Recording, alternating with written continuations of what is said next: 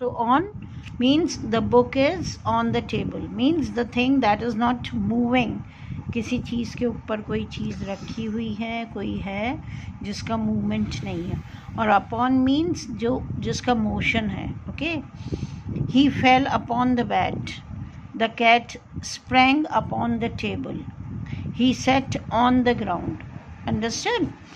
फिर आएगा in और into. बहुत सिंपल है, ध्यान से सुनिएगा, आ जाएगा. In means like something is मतलब उसके अंदर है, but it is in the state of rest, means it is at rest. वो चीज़ का movement नहीं है. ओके. वो उसका मोशन नहीं है. See, this is a swimming pool and a boy is in the water. कोई लड़का पानी में है, तो पानी में के लिए in will be used. अब वो पानी में तैर रहा है, the motion is there.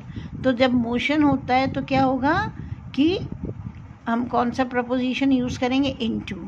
जैसे we are room, we are in the room. Okay. So in means why? Because we are sitting or we are lying on the bed, यानी हम स्टिल मतलब एक स्टेट ऑफ रेस्ट पर हैं, है ना. हम एक ही पोजीशन में हैं, कोई हमारा मूवमेंट नहीं है, कोई मोशन नहीं है.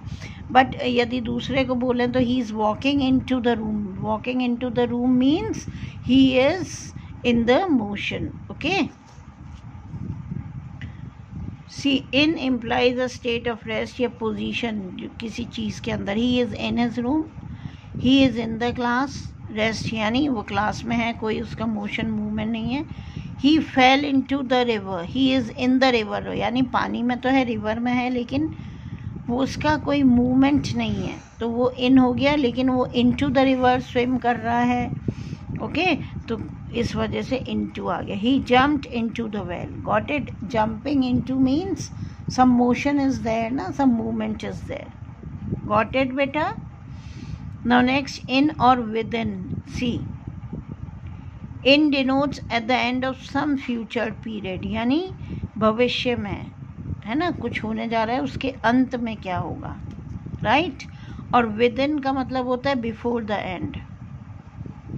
ठीक है. कोई फ्यूचर पीरियड के बिल्कुल ख़त्म होने पर, और उसके ख़त्म होने से पहले के लिए विद इन यूज़ होता है. Got it? I had explain in Hindi. In means at the end of some future period, भविष्य में कोई चीज़ ख़त्म हो रही है, बिल्कुल उसके अंत में जाकर.